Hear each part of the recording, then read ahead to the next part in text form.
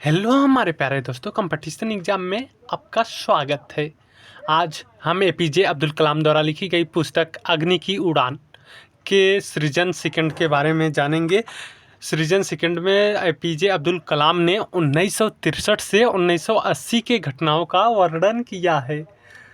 जो आज का अध्याय है, अध्याय 4, पार्ट 4। एपीजे अब्दुल कलाम कहते हैं कि नासा में मैंने अपना काम लैंगले रिसर्च सेंटर LRC से शुरू किया। नासा का यह संस्थान वर्जीनिया राज्य के हैम्पटन शहर के पास है।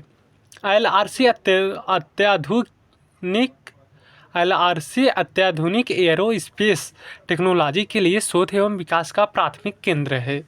LRC की यादों में मुझे एक बात आज भी याद है। यहाँ एक अद्भुत मूर्ति रखी हुई है। इस मूर्ति में एक सारथी दो घोड़ों को हाँकते हुए दिखाया गया है। इन दो घोड़ों में एक घोड़ा वैज्ञानिक शोध को प्रदर्शित कर रहा है और दूसरा तकनीकी विकास को। कुल मिलाकर यह मूर्ति शोध एवं विकास के बीच अंतःस्पंद को प्रदर्शित कर रही है। LRC से मैं मैरीलैंड में ग्रीन बेल्ट स्थित गॉडर्ड स्पेस फ्लाइट सेंटर GSFC चला गया।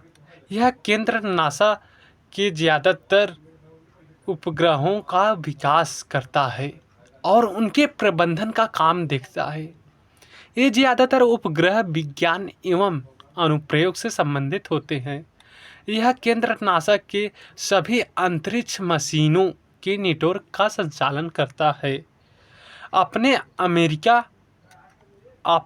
अमेरिकी दौरे के अंत में मैं वर्जीनिया के पूर्वी तटीय द्वीप वैलप स्थित वैलप फ्लाइट फैसिलिटी गया। यह स्थान नासा के रॉकेट कार्यक्रमों का मुख्य आधार था। यहाँ मैंने स्वागत कक्ष में विशेष रूप से लगाई गई एक पेंटिंग देखी। उस पेंटिंग में एक युद्ध के दृश्य को चित्रित किया गया था और इस युद्ध दृश्य की पृष्ठभूमि में कुछ रॉकेट उड़ते हुए दिखाई गए थे।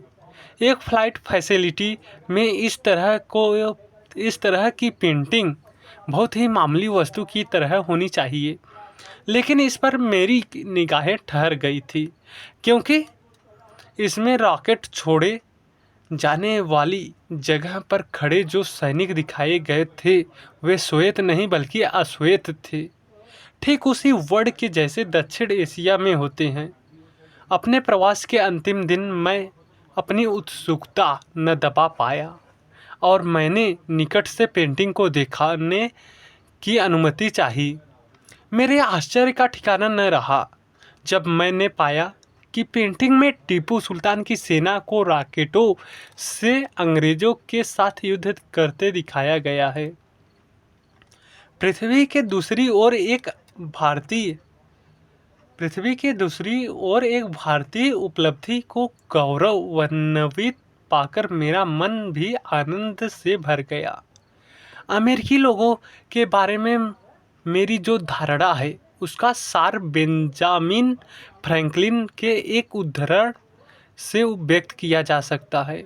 वे चीज़ें जो नुकसान या चोट पहुंचाती हैं, मेरा मानना है कि दुनिया के इस हिस्से के लोग उनसे भीड़ जाते हैं और अपने सामने आने वाली इन समस्याओं का डटकर मुकाबला करते हैं।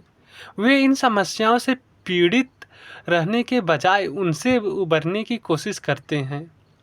एक बार मेरी माँ ने पवित्र कुरान से एक घटना मुझे सुनाई थी। इंसान के सृजन के बाद अल्लाह ने फरिश्तों को आदम के समक्ष हाजिर कर साष्टांग करने को कहा। शैतान के अलावा सभी आदम के सामने आए और श्रद्धान्वित हुए। शैतान ने ऐसा करने से मना कर दिया। अल्लाह ने शैतान से पूछा, तुमने अपने आप को क्यों नहीं पेश किया? तब शैतान ने कहा, आपने मुझे आग से बनाया और उसे मिट्टी से। मुझे अग्नि पुत्र का इस माटी के पुतले से क्या मुकाबला। तब अल्लाह ने कहा, यहाँ से चले जाओ, तुम्हारे इस अपमान युक्त घमंड के लिए यहाँ कोई जगह नहीं है। शैतान ने बात मान ली, लेकिन वह आदम के समक्ष झुका नहीं। जाते समय उसने आदम को शाप दिया कि उसका भी यही हश्र हो। जल्द ही आदम ने अल्लाह का हुक्म तोड़ बोध फल खाया और जन्नत से निष्कासित हुआ। अल्लाह ने आदम से कहा था, जाओ, अब से तुम्हारी संतानें श्रम पर पलेंगी और अविश्वास में जिएंगी। भारतीय संस्थानों में जो चीज़ सबसे ज़्यादा मुश्किलें पैदा करती है वह चारों ओर व्यापक रूप से लोगों में व्याप्त अवज्ञा रूपी अहंकार है। इसके रहते हम अपने से छोटों, अपने अधीनस्थों की बात नहीं सुनते। अगर आप किसी को अपमानित करते हैं तो आप उससे किसी नतीजे की आशा नहीं कर सकते। अगर आप उसे तिरस्कृत करेंगे या उसकी उपेक्षा करेंगे तो आप उससे किसी सृजनात्मक की उम्मीद नहीं कर सकते। दुर्भाग्यवश आज हमारे देश में सिर्फ हीरो और जीरो हैं, जिनके बीच एक बड़ी विकट विभाजन रेखा है। एक तरफ कुछ 100 हीरो हैं और दूसरी ओर 95 करोड़ लोग नीचे की तरफ धकेले हुए पड़े हैं। इस स्थिति को बदलना जरूरी है। समस्याओं का सामना करने और उन्हें हल करने की प्रक्रिया प्रायः काफ़ी परिश्रम वाली एवं कष्ट साध्य होती है। हममें अंतहीन दीर्घसूत्रता है। दरअसल समस्याओं को नस्तर की तरह प्रयोग कर ही असफलता के नासूर चीरे जा सकते हैं और दर्द की पीड़ा से उबरा जा सकता है। वस्तुतः समस्या अंतर्निहित साहस एवं बुद्धिमत्ता को प्रकट करती है। जैसे ही मैं नासा से लौटा 21 नवंबर 1963 को भारत का नाइक अपाची नाम का पहला रॉकेट छोड़ा गया। यह गुंजायमान रॉकेट, साउंडिंग रॉकेट नासा में ही बना था।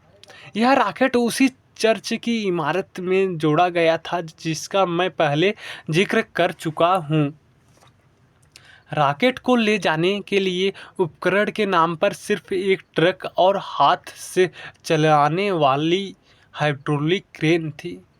जोड़कर तैयार किए गए इस पूर्ण रॉकेट को चर्च से प्रक्षेपण स्थल तक ट्रक से ले जाया गया था। जब रॉकेट को क्रेन से उठाया गया और लॉन्चर प्रक्षेपक पर रखा जाने लगा, तभी इसमें झुकाव आना शुरू हो गया। क्रेन के हाइड्रोलिक प्रणाली में रिसाव आने से यह गड़बड़ी पैदा हो रही थी। रॉकेट छोड़े जाने का समय शाम 6 बजे का था, जो तेजी से नज़दीक आता जा रहा था। क्रेन में अब किसी भी हालत में मरम्मत हो नहीं सकती थी। तब रॉकेट को हम लोगों ने ही हाथों और कंधों पर उठा लिया और लॉन्चर पर स्थापित कर दिया।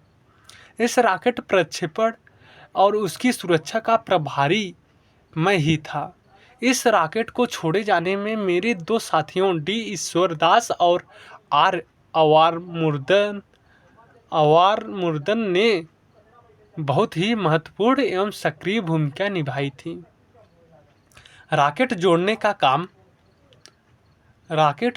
का काम ईश्वरदास ने किया था और प्रक्षेपण की व्यवस्था भी उन्होंने ही की थी, जबकि अरवा-मुदन, जिन्हें हम प्यार से डैन कहा करते थे, के जिम्मे राडार, टेलीमीटर, दूरमापी और जमीन पर सहारा देने की जिम्मेवारी थी। रॉकेट का प्रक्षेपण बहुत ही आसानी से तथा बिना किसी दिक्कत के हो गया। हमें उड़ान संबंधी आंकड़े बहुत ही बेहतर मिले और हम काम पूरा करके घरों से ऊंचा सिर लिए लौटे। अगले दिन शाम को जब हम खाने की टेबल पर बैठे हुए थे, तभी हमें अमेरिकी राष्ट्रपति जॉन एफ कैनेडी की डलास टेक्सास में हत्या हो गई जाने की खबर मिली। अमेरिका के इतिहास में कैनेडी का कार्यकाल काफ़ी महत्वपूर्ण रहा है। सन 1962 में मिसाइल संकट के दौरान कैनेडी ने जो कदम उठाए थे, उससे संबंधित खबरें मैं काफ़ी चाव से पढ़ा करता था। सोवियत संघ ने क्यूबा में मिसाइलें तैनात कर ली थी, जहां से वह अमेरिकी शहरों पर आसानी से मिसाइलों द्वारा हमले कर सकता था। इस पर कैनेडी ने किसी भी तरह की मिसाइल तैनात करने को लेकर प्रतिबंध लगा दिया था। इसके अलावा अमेरिकी ने सोवियत संघ को यह भी धमकी दे दी थी कि अगर उसने सोवियत संघ ने पश्चिम के किसी भी देश पर हमला किया तो उसके खिलाफ जवाबी कार्यवाही की जाएगी।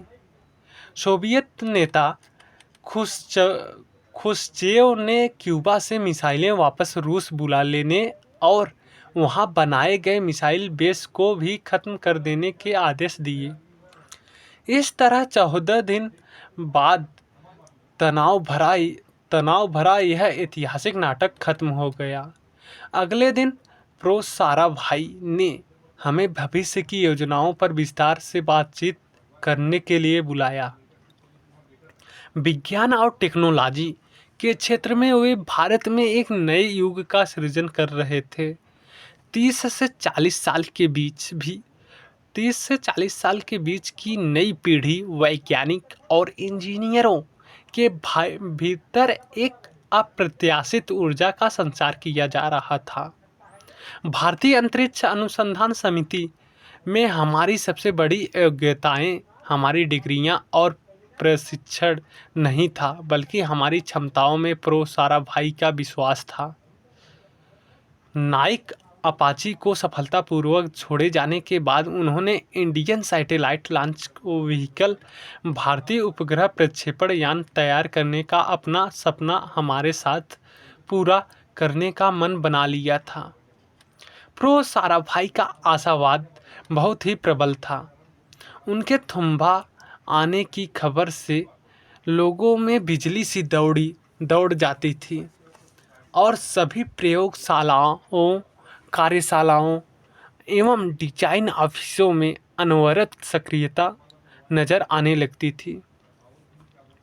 प्रो साराभाई को कुछ नया कर दिखाने के उत्साह एवं जोश में लोग रात दिन काम में लगे रहते थे। हर कोई ऐसा कुछ नया कर दिखाना चाहता जैसा कि इससे पहले देश में कभी नहीं हुआ हो। नया डिजाइन हो, निर्माण के नए तरीके हों अथवा प्रशासनिक कामकाज के तौर तरीके, सभी में सक्रियता आ जाती थी। प्रो साराभाई एक व्यक्ति या एक समूह को प्रायः एक साथ कई काम सौंप देते थे। हालांकि उनमें से कुछ काम तो शुरू में बिल्कुल असंबद्ध लगते थे, लेकिन बाद में पता चलता था कि ये आपस में एक दूसरे से काफ़ी गहराई से जुड़े हैं। जब प्रो साराभाई हमसे उपग्रह प्रक्षेपण यान SLV के बारे में बात कर रहे थे, तभी उन्होंने मुझसे सैनिक विमान मिलिट्री एयरक्राफ्ट के लिए रॉकेट की मदद से उड़ान भरने की प्रणाली rocket assisted take off system यानी राटो का अध्ययन करने को कहा। मस्तिष्क में इसकी कल्पना कर लेने के सिवाय इन दोनों में कोई सीधा संबंध नहीं था। मुझे आभास था कि जल्दी ही या बाद में एक चुनौती भरे काम का अवसर मेरी प्रयोगशाला में आएगा।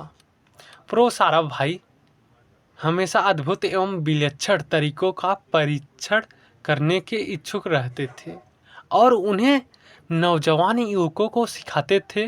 उनकी बुद्धिमत्ता एवं निर्णय लेने की क्षमता इतनी प्रबल थी कि वे न सिर्फ यह महसूस कर लेते थे कि क्या अच्छा हुआ है, बल्कि यह भी कि इस काम को कब रोका जाना है। मेरी राय में वह एक आदर्श प्रयोगकर्ता एवं प्रवर्तक थे। हमारे समक्ष जब कोई काम करने के कई विकल्प होते जिनके परिणामों की भविष्यवाणी करना मुश्किल होता या विभिन्न परिप्रेक्ष्यों में सामंजस्य स्थापित करना होता, तो प्रो साराभाई अपने से उस विषय को चुटकियों में हल कर देते थे। रॉकेट प्रक्षेपण स्थल को बाद में Thumba equatorial rocket launch station TERLS के रूप में विकसित कर दिया गया। TERLS फ्रांस, अमेरिका और सोवियत रूस के सक्रिय सहयोग से स्थापित किया गया था। भारतीय अंतरिक्ष कार्यक्रम के अगुआ प्रो विक्रम साराभाई इस चुनौती में आने वाली कठिनाइयों को बखूबी जानते थे। भारतीय अंतरिक्ष अनुसंधान समिति के गठन से ही वे समन्वित राष्ट्रीय अंतरिक्ष कार्यक्रम शुरू करने की ज़रूरत को समझते थे। वे शुरू से ही रॉकेट निर्माण एवं प्रक्षेपण सुविधाएं विकसित करने और स्वदेशी तकनीक के पक्षधर थे। इसको ध्यान में रखकर अंतरिक्ष विज्ञान एवं तकनीकी केंद्र तथा भौतिक अनुसंधान प्रयोगशाला अहमदाबाद में रॉकेट ईंधनों, प्रणोदन प्रणालियों, वैमानिकी, रॉकेट मोटर, इंस्ट्रूमेंटेशंस, नियंत्रण एवं निर्देशन प्रणालियाँ, टेलीमीटर, ट्रैकिंग प्रणालियाँ और अंतरिक्ष में प्रयोग के लिए वैज्ञानिक उपकरणों के वैज्ञानिक एवं तकनीकी विकास के उद्देश्य से कई बड़े कार्यक्रम शुरू किए गए। इसी संस्थान ने अंतरिक्ष अनुसंधान के क्षेत्र में एक से एक दिग्गज वैज्ञानिक दिए। भारतीय अंतरिक्ष कार्यक्रम की वास्तविक शुरुआत रोहिणी साउंडिंग रॉकेट RSR कार्यक्रम से होती है। एक उपग्रह प्रक्षेपण यान SLV और एक मिसाइल तथा साउंडिंग रॉकेट के बीच आखिर क्या फर्क होता है? दरअसल रॉकेट 3 तरह के होते हैं। साउंडिंग रॉकेट साधारणतया वायुमंडल के ऊपरी क्षेत्रों सहित पृथ्वी के आसपास के वातावरण का पता लगाने के काम आते हैं। ये विभिन्न ऊंचाइयों पर अलग अलग किस्मों के वैज्ञानिक उपकरणों से युक्त पेलोड्स मूल भार ले जा सकते हैं, लेकिन पेलोड को कक्षा में स्थापित करने के लिए आवश्यक अंतिम वेग ये रॉकेट प्रदान नहीं कर सकते। दूसरी ओर एक प्रक्षेपण यान किसी भी पेलोड या उपग्रह को कक्षा में स्थापित करने के लिए तैयार किया जाता है। प्रक्षेपण यान का अंतिम चरण उपग्रह को कक्षा में स्थापित करने के लिए आवश्यक वेग प्रदान करता है। यह एक बहुत ही जटिल प्रक्रिया होती है जिसमें निर्देशन एवं नियंत्रण प्रणालियों की ज़रूरत होती है, जबकि एक मिसाइल जो इसी श्रेणी की होती है और भी ज़्यादा जटिल प्रणालियों से युक्त होती है। इसमें तीव्र अंतिम वेग तथा निर्देशन एवं नियंत्रण के अतिरिक्त लक्ष्य पर मार करने की क्षमता होनी चाहिए। जब लक्ष्य तेज गतिमान हो तब मिसाइल को भी लक्ष्य पर हमले के लिए उसी अनुरूप छोड़े जाने की ज़रूरत होती है। RSR कार्यक्रम की वजह से ही भारत में साउंडिंग रॉकेटों के निर्माण एवं विकास का काम संभव हो सका और भारत में इनसे संबंधित वैज्ञानिक अन्वेषणों के लिए नियंत्रण प्रणालियाँ विकसित हो सकी। इस कार्यक्रम के तहत साउंडिंग रॉकेटों की एक पूरी श्रेणी विकसित की गई और विभिन्न वैज्ञानिक एवं तकनीकी अध्ययनों के लिए आज तक कई 100 रॉकेट छोड़े जा चुके हैं।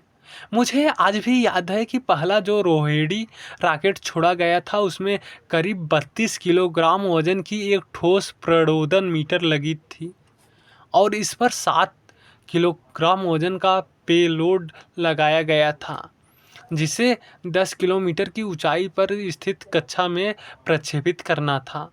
इसके कुछ समय पश्चात एक और रॉकेट छोड़ा गया जिसमें 2 प्रणोदन मोटरें भी तथा इसमें करीब 100 किलोग्राम वजन के बहुप्रयोगी पेलोड लगे थे